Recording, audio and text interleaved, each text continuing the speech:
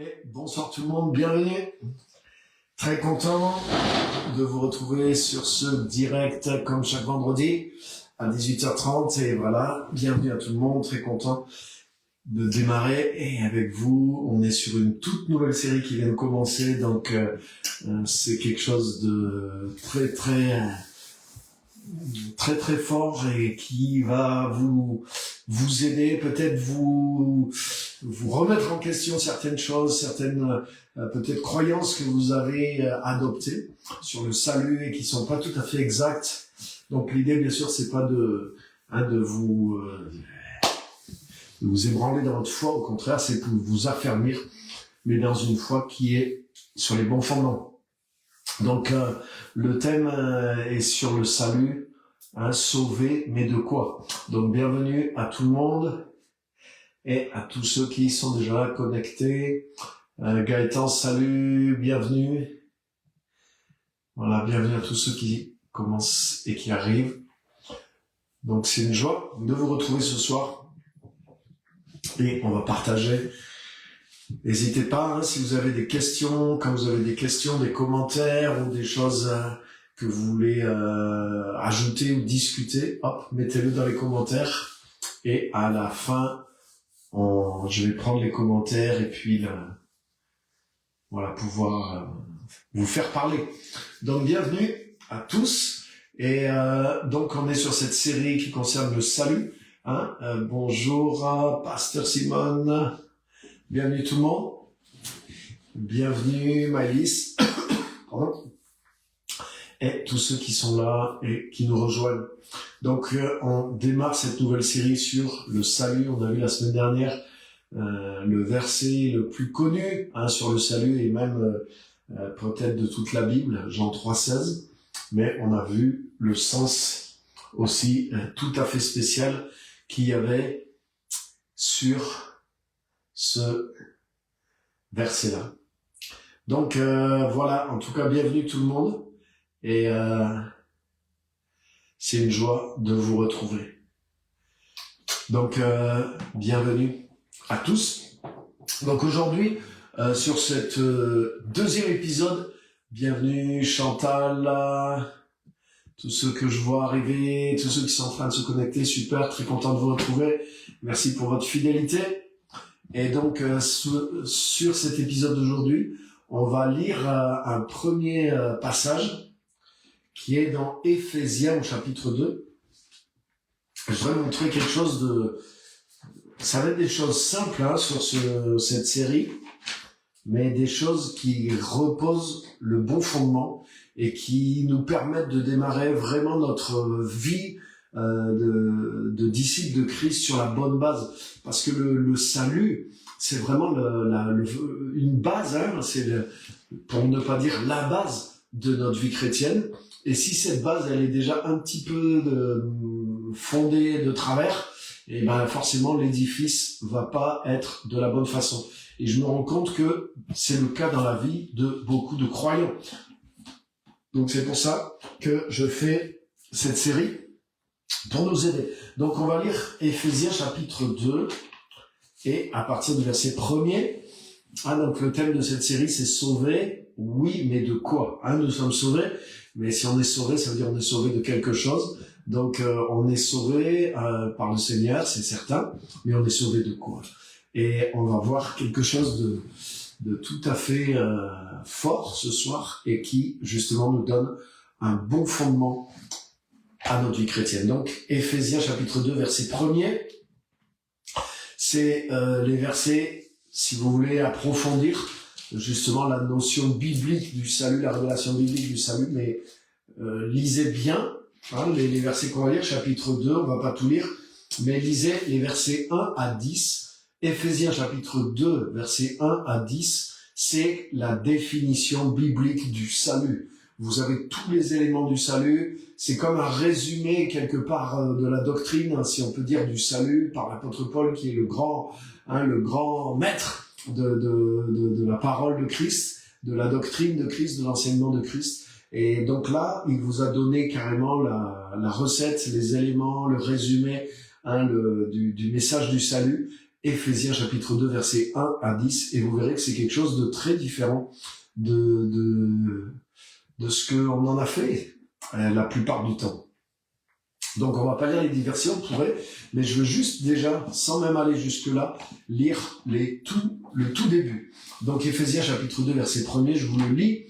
Quant à vous, vous étiez morts du fait de vos fautes, des péchés auxquels vous vous adonniez autrefois, sous l'empire de ce monde, le prince de l'autorité de l'air, cet esprit qui est maintenant à l'œuvre chez les rebelles. Nous tous aussi, nous étions de leur nombre, et nous nous conduisions autrefois selon les désirs de notre chair. Nous faisions les volontés de notre chair et de nos pensées, et nous étions par nature voués à la colère comme les autres. Mais Dieu est riche de compassion, et à cause du grand amour dont il nous a aimés, nous qui étions morts du fait de nos fautes, il nous a rendus vivants avec le Christ. C'est par grâce que vous êtes sauvés. Ouh! Donc là, c'est clair et net. De quoi on est sauvé? On est sauvé d'un état de mort spirituelle, c'est clair, hein? Nous tous aussi, nous étions de leur nombre. Nous qui étions morts du fait de nos fautes, il nous a rendus vivants avec le Christ. C'est par grâce que vous êtes sauvés. Amen. Voilà, et le verset 1er nous disait, quant à vous, vous étiez morts du fait de vos fautes, de vos péchés, etc.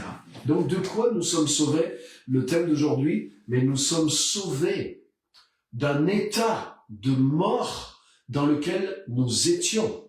Nous ne sommes pas sauvés d'une mort à venir, hein, nous sommes sauvés d'un état de mort présent et nous avons été ramenés dans un état de vie nouvelle. Hein.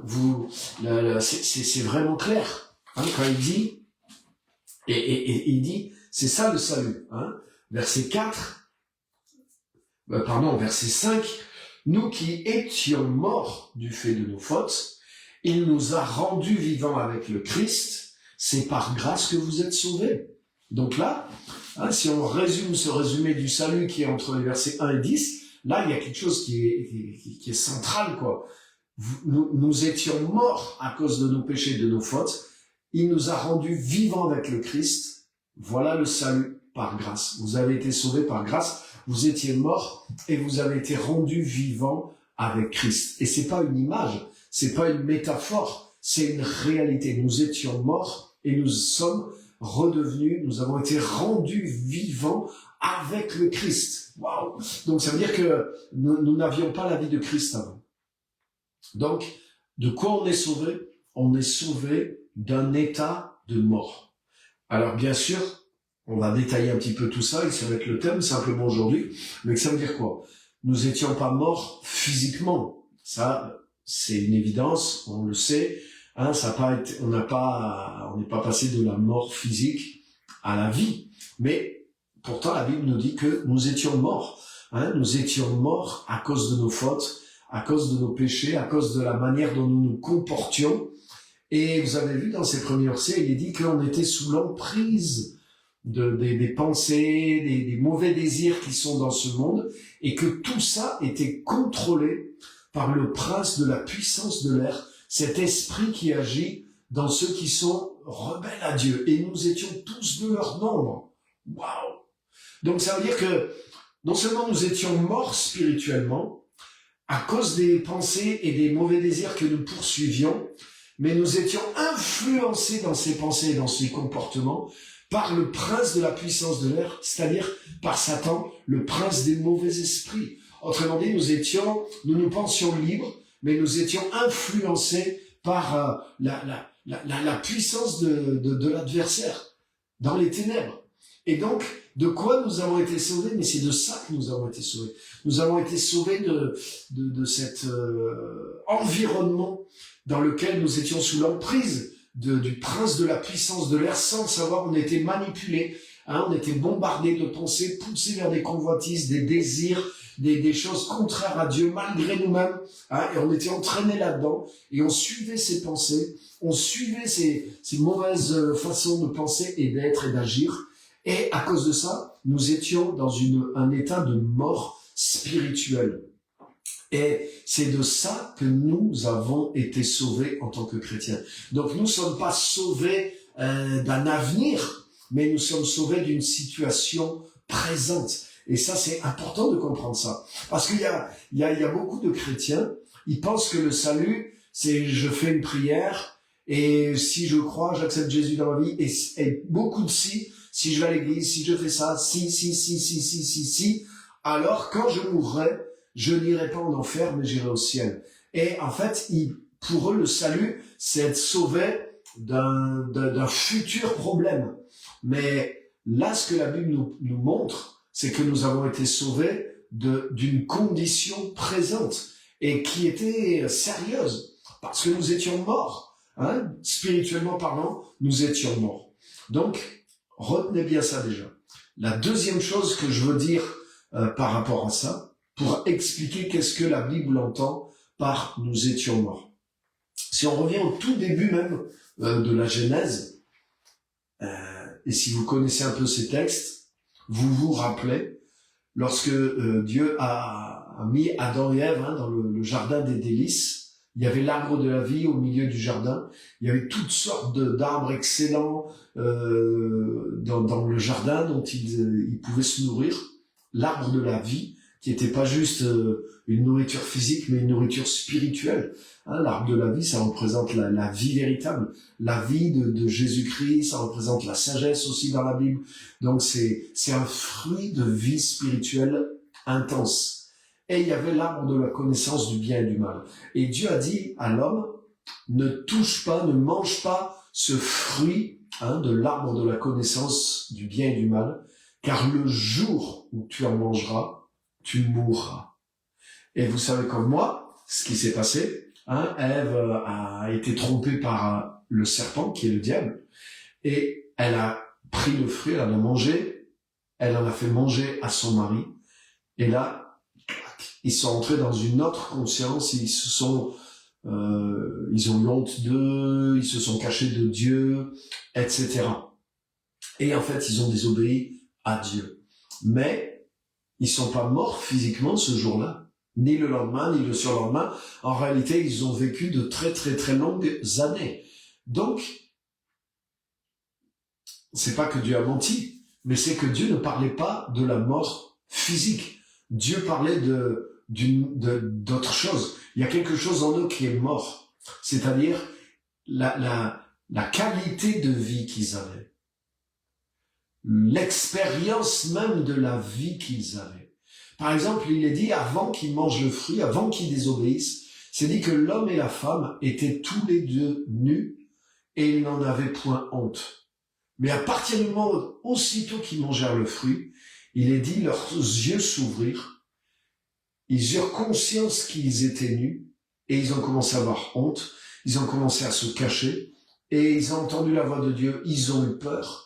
Et ils se sont cachés de Dieu. Autrement dit, ils ont vécu la honte, ils ont vécu la peur, ils ont vécu l'infériorité, ils ont vécu le manque d'assurance. Autrement dit, ils ont été envahis de toutes sortes de sentiments négatifs que nous connaissons aujourd'hui, mais dans lesquels Dieu ne les avait pas créés. Ils vivaient une vie abondante, ils vivaient une vie de plénitude, ils vivaient dans la conscience de la vie divine, dans la conscience de la joie, dans la conscience de la paix. Autrement dit, ils étaient remplis d'une vie intense, cette vie que Dieu seul connaît et cette vie que Dieu communique. Vous savez, Dieu n'a pas d'angoisse, Dieu n'a pas de stress, Dieu n'a pas de dépression, Dieu ne connaît pas des fluctuations dans ses humeurs, par exemple.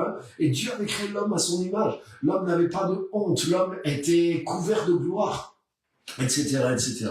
Donc quand ils ont désobéi et qu'ils ont fait ce que Dieu leur avait dit de pas faire, Dieu leur a dit si vous faites ça, vous mourrez.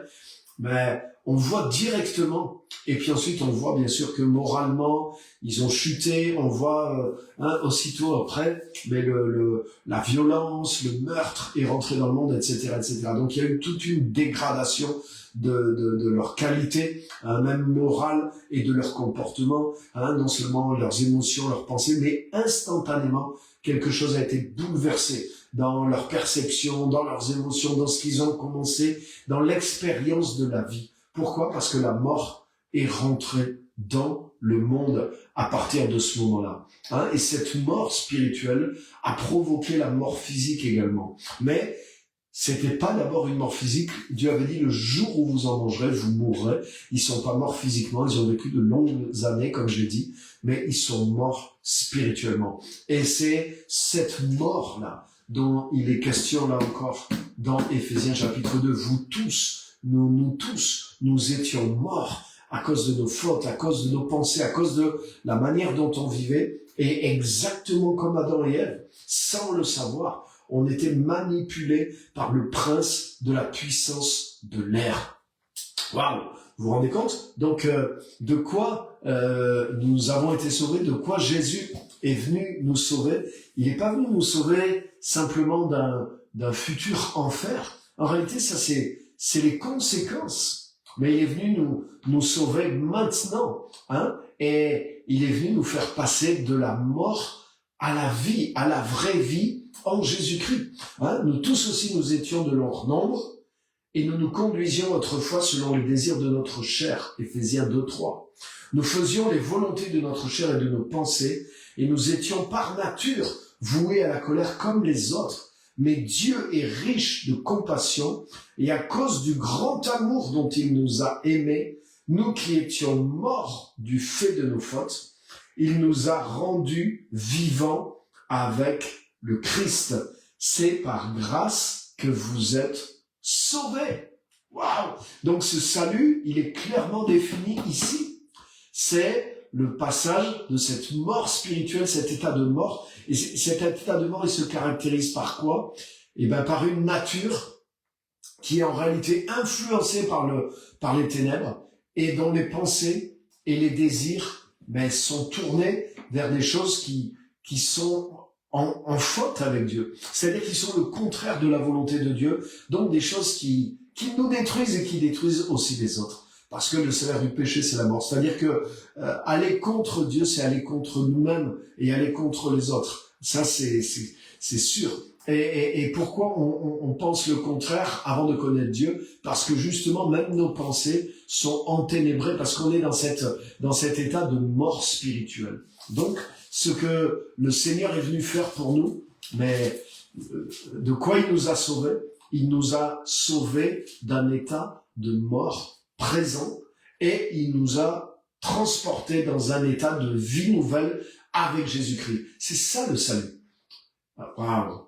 Nous qui étions morts du fait de nos fautes, il nous a rendus vivants avec le Christ.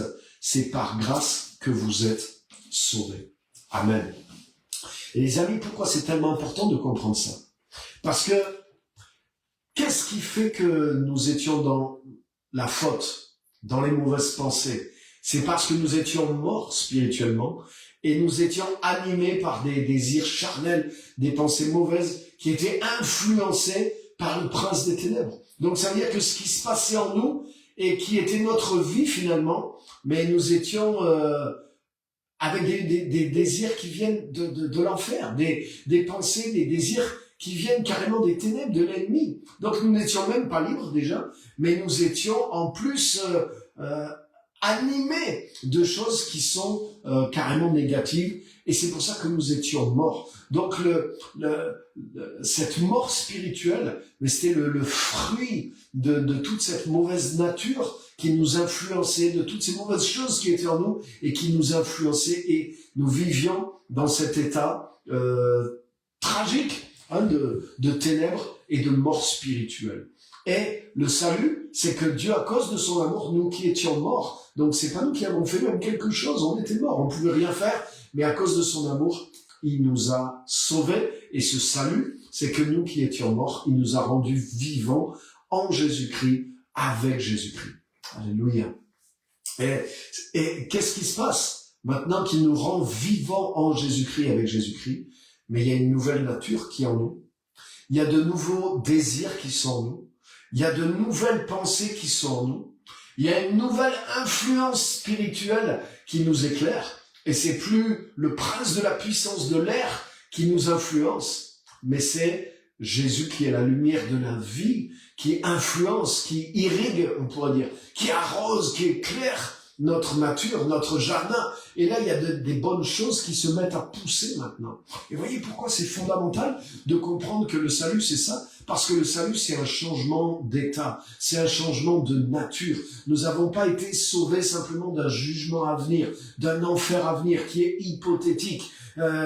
Après notre mort, on verra que tout ça était vrai. Non, non, non, non, non, non. C'est tout de suite qu'on se rend compte que tout ça est vrai, parce que nous étions morts et nous sommes passés à la vie. Et du coup, le salut, c'est plus une histoire de ah mais je dois faire des bonnes actions, je dois faire le bien, je dois plus pécher, je dois changer mes pensées pour pouvoir être sûr de confirmer que j'irai bien au ciel et pas en enfer, comme vivent beaucoup de chrétiens.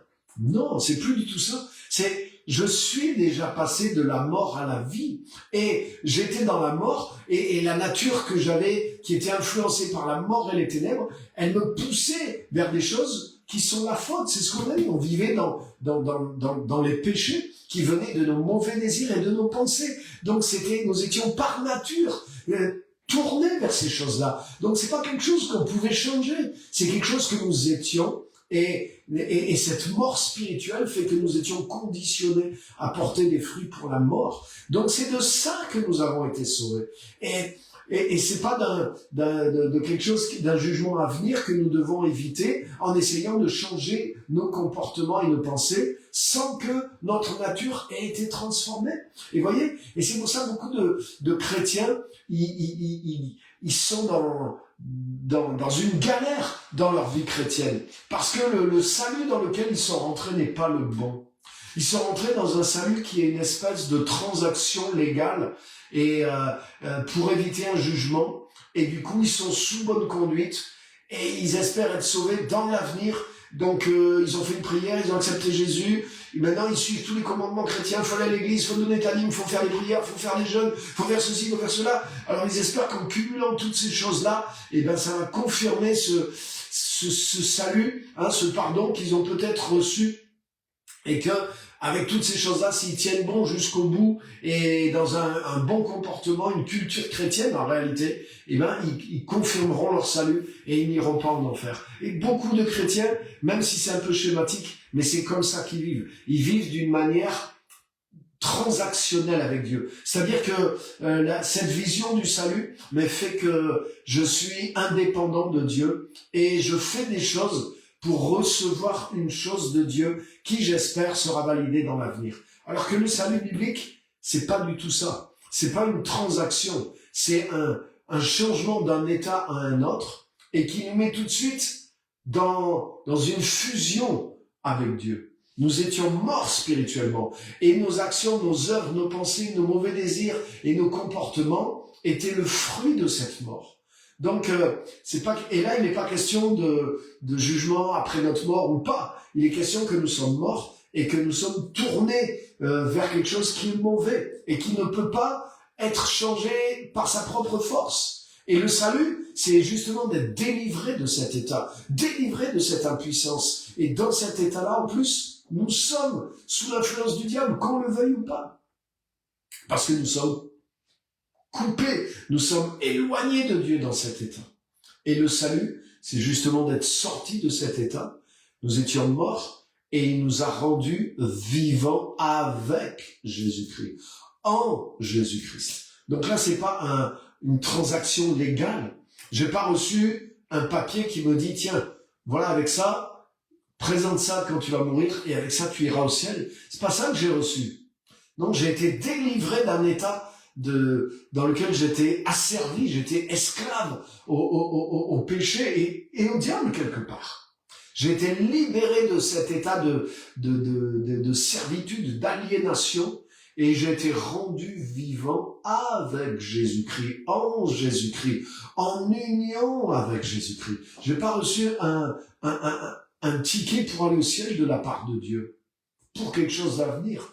Mais j'étais libéré d'une condition présente dans laquelle j'étais aveuglé, courbé, conditionné, manipulé et mort spirituellement, en dehors de la vraie vie de Dieu.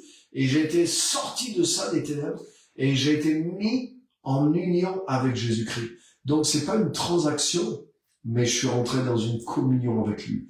Je suis entré dans une union avec lui. Je suis rentré dans une même nature avec lui. Je suis rentré dans une relation vivante avec lui.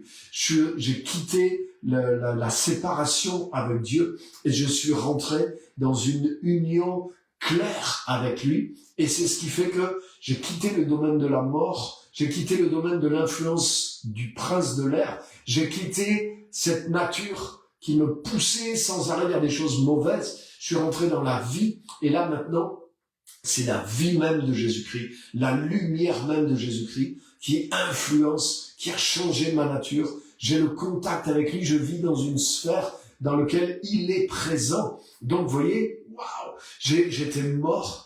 Et j'ai été rendu vivant avec Jésus-Christ, en Jésus-Christ. Donc, le salut, c'est ça. J'ai été sauvé d'un état et je suis rentré dans un état qui est tout le contraire de ce que j'étais avant. Et c'est pour ça que il y a une assurance dans la vie du chrétien.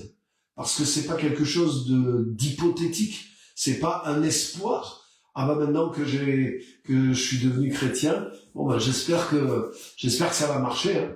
Et puis que quand je vais mourir, j'irai du bon côté. Je suis déjà passé du bon côté.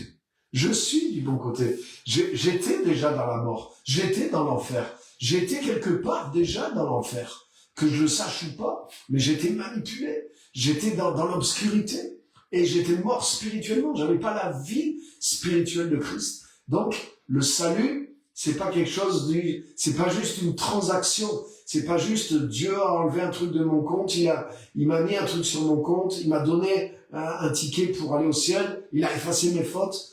Non, c'est beaucoup plus que ça. C'est j'étais dans un état de mort et il m'a ramené dans un état de vie parce que la vie, elle est dans la communion avec lui. La vie, elle est dans l'union avec Dieu en Jésus-Christ. Qu'est-ce qui a fait que l'homme est mort spirituellement? C'est que la désobéissance, comme il le dit, vous étiez morts à cause de vos fautes, de vos péchés. Donc le fait de vivre en dehors de la volonté de Dieu, mais ça a séparé, ça a coupé l'homme de Dieu. Et être coupé de Dieu, c'est être coupé de la vraie vie. Donc ça veut dire mourir. Même si j'ai encore l'existence physique, mais il y a une mort qui s'est produite au plus profond de moi et de nous tous, parce que nous sommes coupés de celui qui est la vie. Hein, Jésus est la vie, il a dit « Je suis le chemin, la vérité et la vie ». Donc, sans la vie, mais nous sommes morts.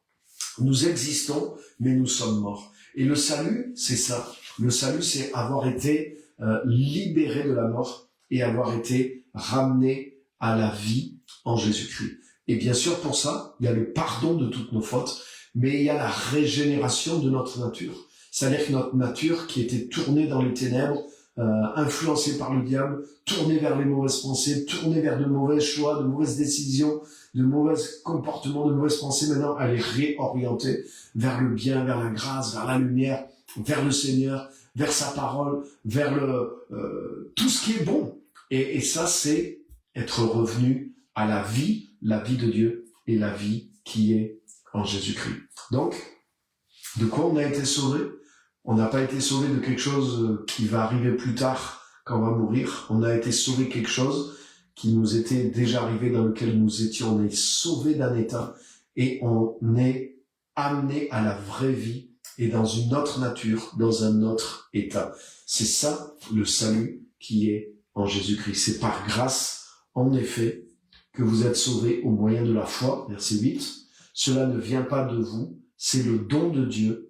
Ce n'est pas en vertu des œuvres, pour que personne ne puisse faire le fier. Car nous sommes son ouvrage, nous avons été créés en Jésus-Christ pour des œuvres bonnes que Dieu a préparées d'avance afin que nous nous y adonnions. Waouh! Donc voilà ce que je voulais juste montrer ce soir. Vous voyez, le salut, c'est pas que, c'est pas, je suis pas sauvé simplement pour l'avenir, pour l'éternité après la mort, même si tout ça est vrai mais c'est pas au moment où je meurs que je vais basculer d'un coup dans la vraie vie. Et c'est pour ça aussi que beaucoup de chrétiens vivent beaucoup de luttes, parce que ils deviennent pas chrétiens sur la bonne base, et ils n'ont pas quitté la nature du péché. Ils n'ont pas quitté le domaine de la mort spirituelle. Ils sont pas rentrés dans le domaine de la vie spirituelle avec Christ. Ils sont juste rentrés dans la religion chrétienne, qu'elle soit évangélique ou catholique ou protestante ou autre. Et ils pensent que c'est par leurs œuvres, en étant de bons chrétiens, en étant fidèles à l'église, ceci, ça. Et ils font toutes ces choses, ils se contraignent à faire ces choses, tout en étant toujours finalement un peu dans le même état de mort spirituelle, sauf que peut-être ils réalisent que moralement c'est pas bien, et ils se disent oui, il faut quand même que que j'ai des comportements chrétiens, mais leur état n'est pas transformé. Et donc quelque part ils se mettent dans la religion chrétienne, dans l'espoir qu'une fois qu'ils seront morts, ils pourront présenter cette vie chrétienne qu'ils ont vécue et dire là, Seigneur, est-ce que avec ça j'ai le feu vert maintenant pour aller au ciel? Seigneur, j'ai cru, Seigneur, j'ai fait des prières, Seigneur, j'ai fait du bien, Seigneur, j'ai été à l'église, Seigneur, j'ai donné de l'argent, Seigneur, j'ai chanté, Seigneur, j'ai fait ceci, j'ai fait cela. Ils ont obéi au commandement de la religion, mais vous voyez, le salut dont on vient de parler, c'est pas de ça. C'est pas d'avoir revêtu la religion chrétienne par-dessus la mort spirituelle, dans l'espoir que ça va changer notre avenir après notre mort. Non, le salut, c'est d'être passé maintenant de la mort à la vie. Et c'est ce qui fait qu'on a l'assurance de la vie éternelle, parce qu'on est déjà dans cette vie-là, et dans cette vie nouvelle avec Dieu. Et cette vie est éternelle. Elle m'a changé maintenant, mais c'est la vie de Dieu. Si j'ai été rendu vivant avec Jésus-Christ, wow, je suis uni avec l'immortalité. Je suis rentré dans la vie immortelle. Le Christ ressuscité ne meurt plus. Il ne meurt plus ni spirituellement, il ne meurt plus, ni même physiquement. Et c'est avec lui que nous sommes rentrés en union. Nous étions morts, et Dieu, à cause de son grand amour, il nous a rendus vivants avec le Christ. C'est par grâce que nous sommes sauvés. Donc quand on voit le salut comme une transaction, c'est pas par grâce qu'on est sauvé, mais c'est par nos œuvres. Et on essaye tout au long de notre vie de faire ceci, de faire ceci. On espère que le cumul de tout ce comportement chrétien qu'on va présenter à Dieu va nous permettre d'aller au ciel. Mais ça, c'est faux, les amis. Le salut vient pas de nous, le salut vient de Dieu. Et le salut vient pas quand on meurt, le salut vient quand on est mort. Et c'est maintenant qu'on est mort. Et le salut, en venant maintenant quand on est mort, il nous rend vivants avec Jésus-Christ. C'est pas quelque chose, c'est pas une transaction, c'est pas un contrat, si tu fais ça, t'auras ça, et si tu fais pas ça, tu seras perdu. C'est pas ça. C'est un miracle qui se produit dans notre vie quand on reçoit le Seigneur, quand on rentre en contact avec le Seigneur, mais il nous sort de la mort. Et il nous amène, il nous rend vivants avec Jésus-Christ, et on fait l'expérience de ça. C'est pour ça que notre vie change, c'est pour ça que notre être change, et nos comportements sont pas changés parce que on se force à changer pour pouvoir aller au ciel, mais notre nature est changée. Et notre nouvelle nature nous pousse à faire la volonté de Dieu. Donc on a soif de découvrir la volonté de Dieu et de l'accomplir.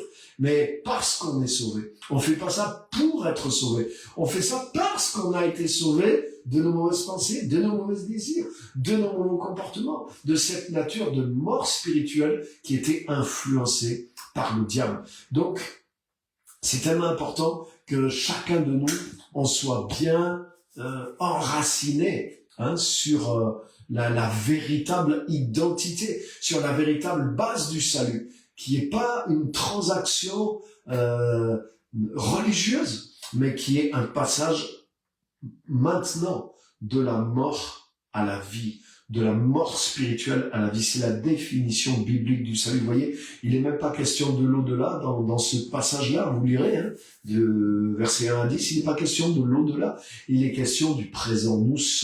Nous étions déjà morts.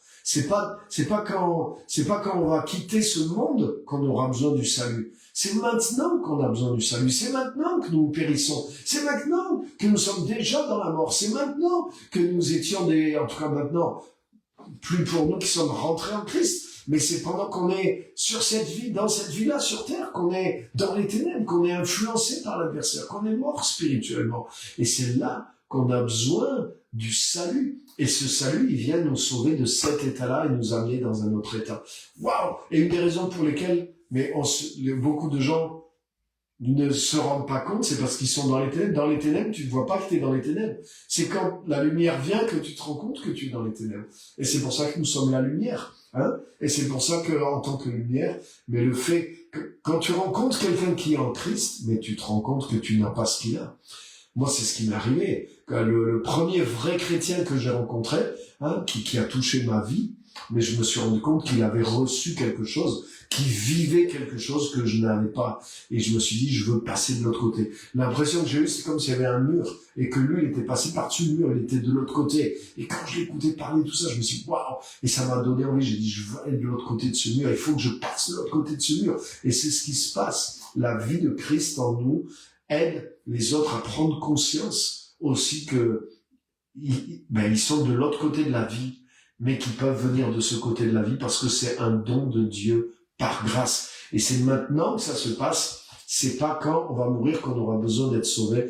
Nous sommes déjà morts. Nous étions déjà morts. Et le salut, quand on rencontre Christ, quand on accepte Christ, il nous fait passer dans cette vie tout de suite de la mort à la vie. Nous qui étions morts dans les ténèbres, il nous a rendus vivants avec le Christ. C'est pas une transaction, mais c'est quitter la mort et rentrer dans une communion, une relation avec lui.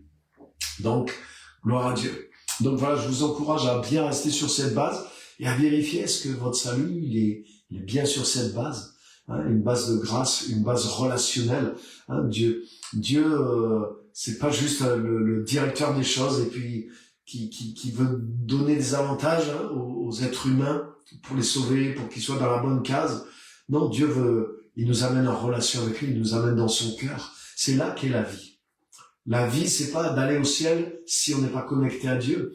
La vie, c'est d'être connecté à Dieu. Le ciel, c'est Dieu. La vie véritable, c'est lui. Le paradis, c'est lui. Alléluia. Regardez, même Adam et Ève, ils étaient toujours dans le paradis. Mais après avoir désobéi à Dieu, dans le paradis, ils étaient pleins de honte. Ils étaient pleins de remords. Ils ont commencé à c'est la faute de la femme, c'est la faute de lui, c'est la femme que tu m'as donnée. Vous voyez, les disputes, prêts à se balancer l'un et l'autre, honte de soi, peur. Ils étaient dans le paradis, mais ils étaient plus dans l'état du paradis.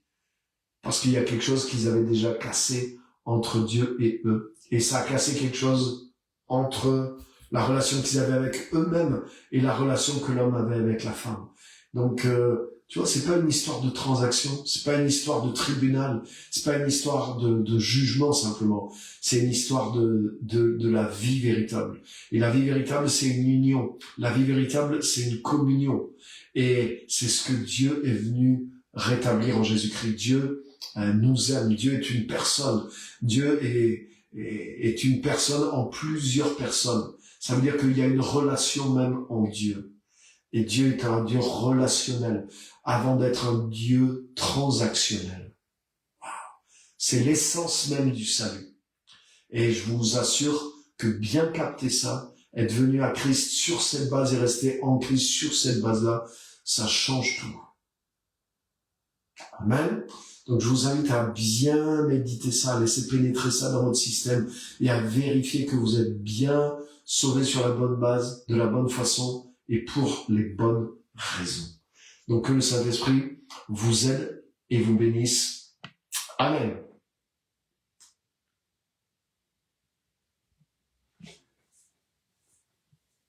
Super, donc je regarde vos commentaires.